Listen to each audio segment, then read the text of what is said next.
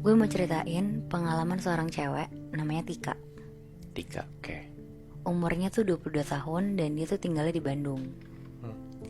Tika tuh masih kuliah karena kampusnya di Depok. Jadi si Tika ini tuh nyewa apartemen di Depok.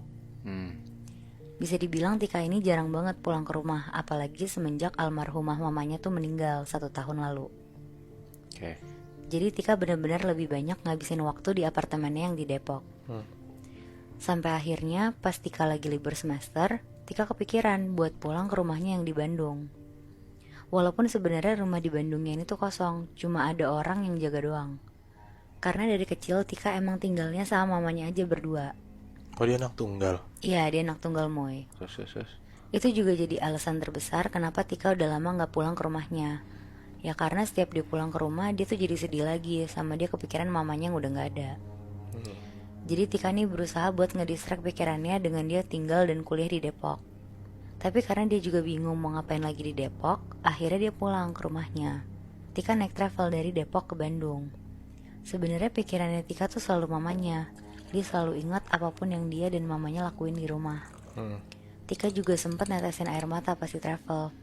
Tapi di sisi lain dia juga harus kelihatan kuat kan, karena udah setahun yang lalu mamanya meninggal. Setelah 4 jam Depok Bandung, akhirnya kira-kira jam 5 sore sampailah Tika ke rumahnya.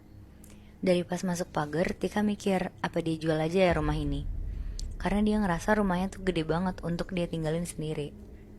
Pas pikirannya lagi kemana-mana, tiba-tiba dia disamperin sama Pak Rahman. Pak Rahman itu tuh yang biasa jaga rumah Tika selama Tika di Depok. Pak Rahman nanya, "Neng di Bandung sampai kapan? Mau ditemenin nginep gak? Berani gak sendiri?" Tika jawab, "Belum tahu sampai kapannya Pak. Gak usah ditemenin gak apa-apa. Ini kan juga rumah saya, kenapa harus takut?" Habis itu Pak Rahman bilang, "Ya udah Neng, saya pulang ya."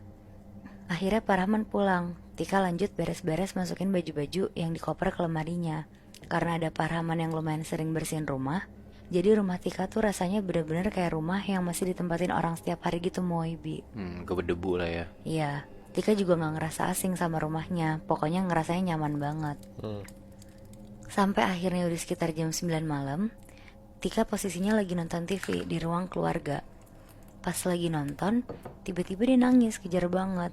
Ternyata karena dia keinget almarhumah mamanya yang selalu nonton TV malam-malam sama dia.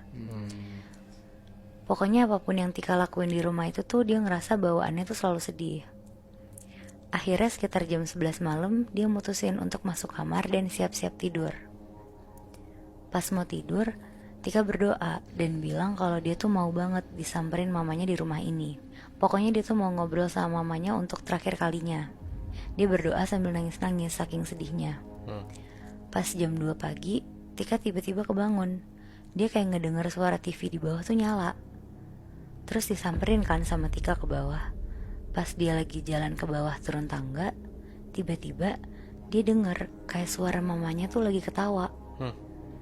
Tika kaget kan, terus dia lari turun tangga menuju ke ruang keluarga tempat dia nonton TV tadi. Pas Tika ngeliat, gak ada siapa-siapa, tapi bener posisi TV itu tuh nyala. Akhirnya dengan rasa kecewa, dia matiin TV-nya dan dia balik lagi ke kamarnya untuk lanjut tidur. Besokannya, pas Tika bangun tidur, dia ngerasa badannya tuh kayak pegel-pegel gitu satu badan. Terus dia tuh mikir, paling karena kecapean aja kemarin dari Depok. Tadinya Tika mau ketemu teman-temannya yang di Bandung, tapi Tika ini tuh ngerasa kayak gak sanggup gitu loh buat pergi, kecapean banget gitu badannya.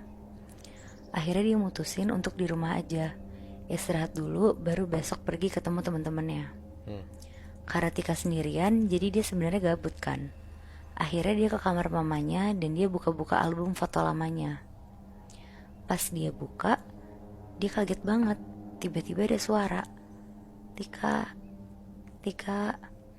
Di situ Tika kaget banget karena itu suara yang persis banget sama mamanya. Tika ngeliat sekeliling tapi nggak ada siapa-siapa. Dia jalan ke arah jendela kamar mamanya, gak ada orang. Bahkan dia tuh sampai buka pintu kamarnya, gak ada siapa-siapa juga.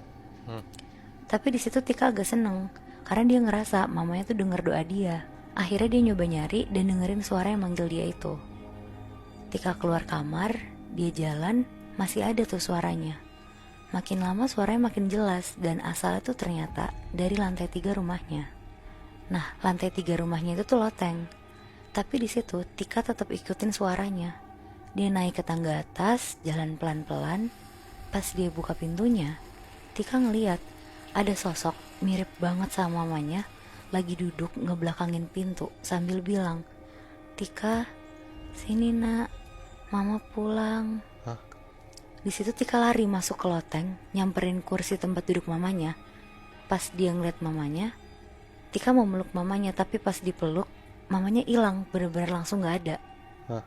Setelah maghrib, Tika nelfon Pak Rahman untuk ceritain apa yang dia lihat tadi. Pak Rahman di situ kaget banget dengernya. Pak Rahman bahkan bilang untuk jangan pernah ikutin suara itu lagi, karena itu nggak mungkin mamanya Tika kan. Tapi Tika di situ nggak peduliin omongan Pak Rahman. Ya kayak si Tika ini tuh udah buta lah dan udah nggak mikir pakai logika lagi. Di situ dia bener-bener ngerasa kalau sosok tadi tuh udah pasti mamanya. Akhirnya sekitar jam 10 malam, Tika ini sengaja pengen banget ngeliat mamanya lagi. Akhirnya dia mancing mamanya dengan tidur di kamar mamanya dengan posisi lampu mati. Jadi tuh gelap banget satu kamarnya. Pas udah matiin lampu, gak ada panggilan suara dari mamanya. Masih hening banget keadaannya. Tika kesel dan gak sabaran sama sekali. Akhirnya Tika ini teriak-teriak ngomong, "Mama, mama, mana mama? Katanya pulang." Cer. Tiba-tiba jendela kamar mama itu kebuka kenceng banget, dak gitu. Bahkan kacanya tuh sampai pecah Moebi. Angin masuk kenceng banget. Terus dari pojok kamar mamanya, sebelah jendelanya dia, Tika tuh ngeliat ada sosok pakai baju putih panjang banget, rambutnya berantakan panjang, sambil senyum-senyum ngeliatin Tika. Terus teriak, "Mama pulang." Aduh anjir. Terus sosok ini tuh berubah-berubah gitu lah Moebi. Tiap 5 detik tiba-tiba jadi mamanya Tika, berubah lagi jadi sosok perempuan ini, berubah lagi jadi mamanya. Pokoknya ganti-ganti terus. Di situ Tika teriak. Dia lari ambil HP-nya di meja dan dia langsung lari ke bawah turun tangga. Keluar dari rumah dan dia langsung nelfonin Pak Rahman. Gak lama Pak Rahman datang dan nenangin Tika. Mereka ngobrol di depan rumah Tika. Terus Pak Rahman ini cerita ke Tika. Katanya apa yang dilihat Tika itu sama persis sama apa yang dilihat Pak Rahman. Katanya itu tuh sosok jin yang menyerupai manusia. Dan semakin dia ngerasa ada manusia yang kepengen dia ada, semakin dia seneng dan dia akan terus ngikutin orang yang manggil dia. Akhirnya karena Tika ketakutan, di situ Tika makin yakin untuk ngejual rumahnya. Karena setiap malam Tika tidur, Tika masih suka dengar suara mamanya tuh manggil, "Tika, Tika." Sampai rumahnya udah kejual dan Tika balik ke Depok pun, Tika tuh kalau lagi ngobrol dan ketawa-tawa sama teman-temannya, kadang dia dengar ada suara ketawa dari belakang yang ngikutin Tika.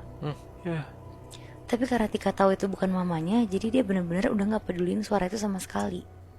Cuma setiap malam emang Tika tuh jadi makin keinget mamanya, karena emang suara yang persis mamanya itu selalu manggil Tika. Tapi dia inget kata Pak Rahman, selama Tika masih berduka dan inget mamanya, sosok ini tuh akan selalu ngikutin Tika. Karena sosok ini ngerasa dipanggil sama Tika dan dibutuhin sama Tika. Wow, salah banget sih Tika pertama kali yang ke rumah di Bandung langsung nyari tahu mamanya kayak gitu ya. Iya makanya Moy. Malah sosok rumahnya itu malah ngikutin Tika ya. Iya benar. Tapi sedih juga gak sih? Tika tuh kangen sama nyokapnya ya gak sih? Iya. Tapi malah kena yang kayak gitu. Iya. Soalnya menurut gue kalau misal orang lagi sedih banget kan pasti rentan banget kan. Iya. Nah jadi si Tika ini jadi sasaran empuk buat si makhluk halus yang ada di rumahnya dia di Bandung ini. Iya apalagi rumahnya udah lama kosong kan. Nah